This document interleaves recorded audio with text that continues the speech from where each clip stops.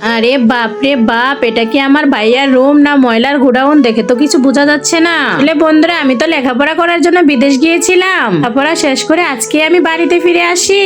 আর আসার সাথে সাথে মা আমাকে বলতেছে, তোর ভাইয়ার রুমটা একটু পরিষ্কার করে দিবি, আজকে তো তোর ভাইয়াকে দেখতে মেয়ের বাড়ি থেকে লোক আসবে।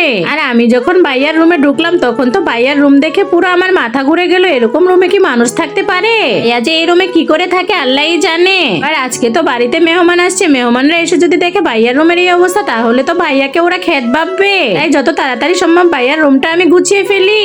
বন্ধুরা, শেষে ভিডিওতে যা হয় তা দেখলে তো তোমরাও চমকে যাবে, কিন্তু তার আগে বন্ধুরা, তোমরা যদি মাকে ভালোবাসো তাহলে আমার ভিডিওতে একটি লাইক করে চ্যানেলটি সাবস্ক্রাইব করে দিও।